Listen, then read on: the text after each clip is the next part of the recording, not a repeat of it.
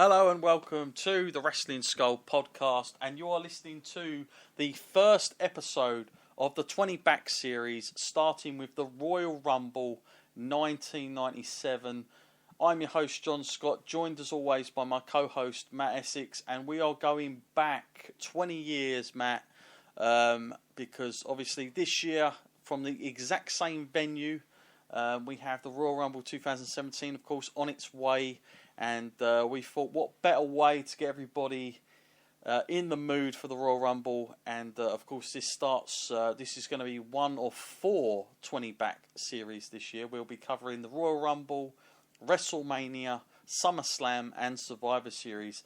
Matt, how are you doing first and foremost? And do you have any memories of 1997 Royal Rumble going into this? Yeah, I'm doing very well, thanks. And yes, for the Royal Rumble, I do have some vague kind of memories of this one. And from what I remember, there's some interesting participants in the Royal Rumble, shall we say, like people that aren't usually full timers. Yeah, that's, we're going to get into that as we go along. For anybody that isn't used to our sort of series, our retrospective series that we've done last year.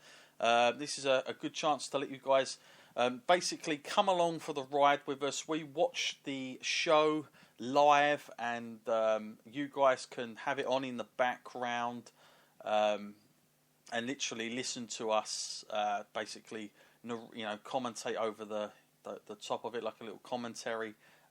Obviously, it's gone down very well with a lot of people, and of course, last year we done the entire King of the Ring retrospective series that you can still go back on and listen. But we're going to get into this one, and what we normally do is we do a countdown, and on the count of 1, we hit play, and of course you can get the Royal Rumble 1997 on the WWE Network. So for anybody listening that wants to tune into that, obviously if you probably won't be listening live, so you can of course go back and pause us and whatnot and get yourselves ready. But Matt, we are going to go back now 20 years from where we are now. So here we go, folks. 5, 4, 3, 2, 1, and here we go. We're back 20 years, Matt, and I'm gonna pretty much say, Matt, that 20 years ago things were a lot different. And we're probably, although it's the same company, I would say it's almost looking like a completely different promotion when you're watching some of what we're going to see coming up. But as you said, Matt, it was let's be honest, 1997, Matt, it wasn't the greatest time around this time for WWF at the time. They were having some difficulties. They didn't have the massive draws. Of course, Hogan had left. They tried to take it in a different way, but they weren't sort of filling out the big WrestleMania stages back then either. But funny enough, Matt, this was one of the ones where WWF made a point of going to a huge arena to sell this, and really, put a lot of effort into getting this crowd, sold out and whatnot. This would sell out just over 60,000 people, so it was quite a big audience. I think this had probably been the biggest audience WWF had since WrestleMania. I want to say maybe would it have been SummerSlam '92, something like that. This come along, so there'd been a huge gap, Matt, where they didn't have that kind of venue anymore, and obviously they tried to fill this out. Of course, it's no secret, you probably read this a lot of places, that WWF back then sold the tickets quite cheap towards the back end of trying to sell out the arena, because they did have a few left. But nonetheless, Matt, it's for this time, I guess WWF, it was quite an impressive feat to still sell out this massive arena. And of course, we're going to be back there this year in 2017. So a lot of irony in that, but. Yeah, Matt. As we go into this, of course, we're now getting here's the commentary team. Vince McMahon himself, Matt, the famous commentator, of course, back then. That's all we knew him as. It's quality entertainment then on the commentary tonight. Then. Absolutely, Jim Ross, and of course our favourite Jerry Lawler in there, and of course he had a few Royal Rumble experiences himself up until this point. But yeah, it was the trio. These guys probably commentated for quite a while, Matt, I believe. Like, they'd done most of '96 as a trio, and it wasn't until probably mid '97 that they sort of disbanded slightly and just went with the two-man team, as it were, as we see the Spanish commentators that hung on for a long old time, didn't they, in WWF? Even these French guys I recognise for quite a long time as well. They've just come up on our screens. So yeah, this was, again, we're at the venue, the Alamodome in San Antonio, Texas, which of course is the home of Shawn Michaels, and that's what one of the big draws to this event was. As we see, Matt, our first wrestler coming down the aisle, the bizarre one, Goldust, coming down, and with Marlena. So we're going to get into this straight away. And of course, Matt, yeah, I know we've spoke about Goldust plenty of times on our podcast. Probably one of our favourites. I think mutually we both like Goldust. Still amazing that 20 years later, he's not been active, has he? Really? So still going strong within the world of WWE today, surprisingly. Yeah, he's always been an interesting character, and like you said, he does appear quite frequently when we go back in time. Mm-hmm. Just goes to a credit to show just what kind of hard worker he is. They were using him nearly in every kind of show they had, so they obviously saw something in him back then. And of course, he was at this point even you was calling him a veteran because he'd been there for so long, and and just coming from the lineage that he had, from his father and that, he was never anything but destined for greatness. And it's a kind of a shame that he never got really to break free of this gimmick. But, it was a good gimmick to have at the end because it did really sort of establish himself as a legend in that kind of bizarre way. Yeah. Well, we get a little, I think we're getting like a little video package of Hunter Hearst Helmsley, of course, Triple H, who, of course, for those of you that know our King of the Ring retrospectives, this would have just been before he would have won his King of the Ring match, but certainly he was, I'd say he was pretty much marked as a guy that could potentially have a lot of merit, but at this point still had a lot to prove in the WWF himself. Coming into this, what did you make of that character that you first come in with, Matt? Was you a fan of the Hunter Hearst Helmsley, the sort of pompous, arrogant Helmsley character that he came in with? Yeah, I didn't mind that one too much, actually. I kind of quite liked it as soon as he first sort of started. I mean, I know it's easy for me to say now. I can look back on Triple H's career and say, he was always going to be great. But even back then, I think he pulled that character off pretty well.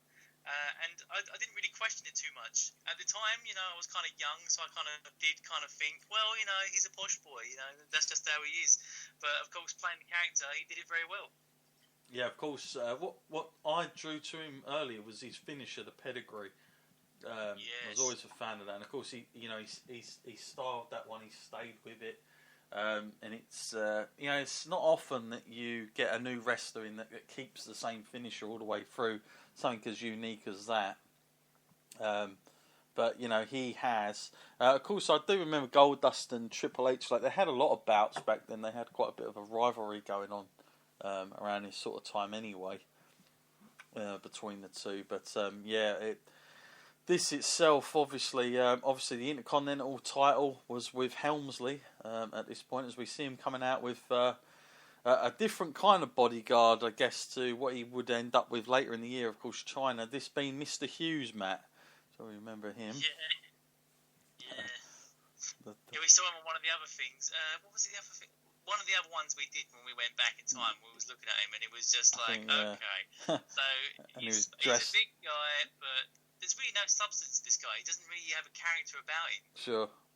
As we see these guys now going at it outside of the ring in a proper fist fight brawl. Which, certainly gets it started nice. I can't say I remember too much about this at all. To be honest with you, this match, this is not something that's stayed in my memory.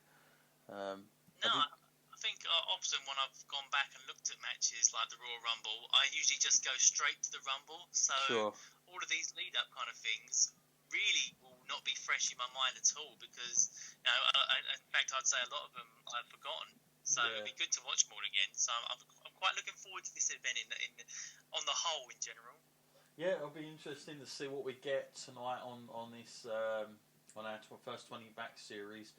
The reason we pretty much chose to do the 20 back series is, of course, it gives us a good chance to go back and do retrospectives like this. But just the sheer fact that you always look at things and you think where have things come and where are they now, and it's kind of odd, Matt, that we are going to be at the same venue this year for the Royal Rumble, and here we are, 20 years later for what will be the 30th Royal Rumble, in fact, that we're getting to.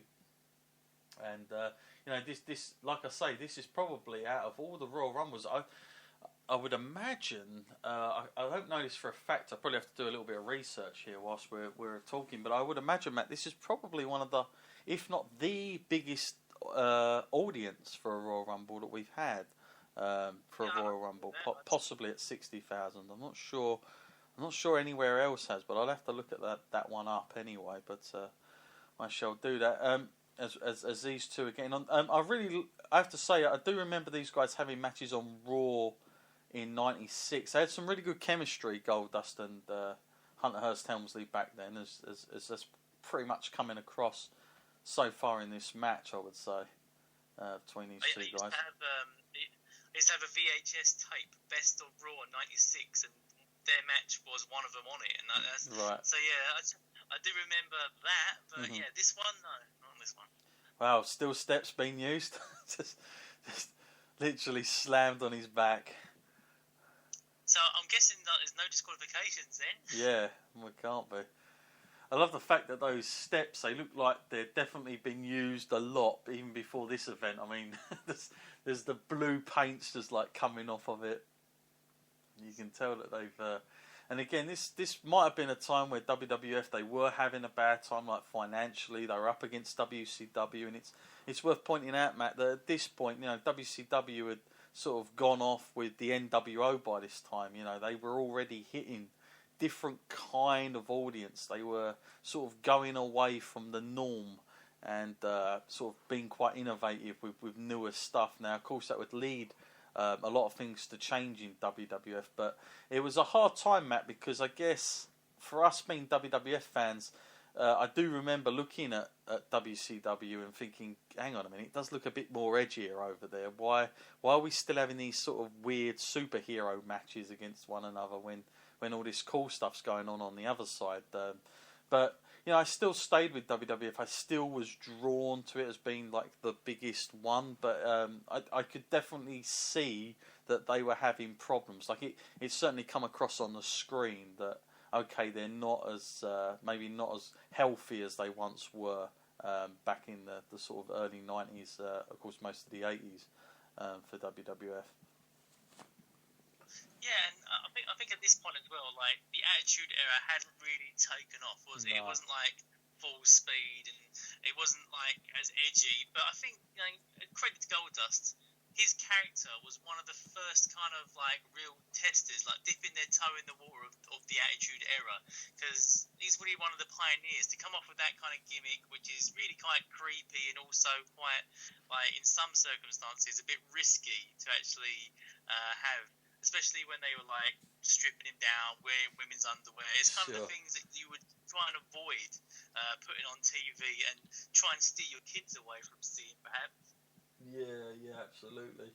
I mean, the other thing I suppose as well is that you're looking at two guys that had recently left WCW as well.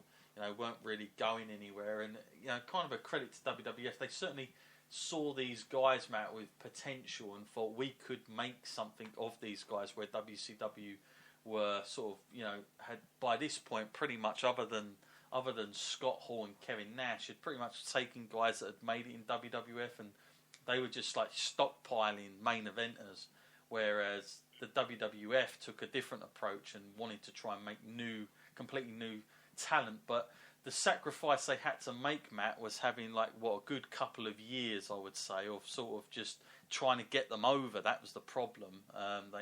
But in the long run, of course, it worked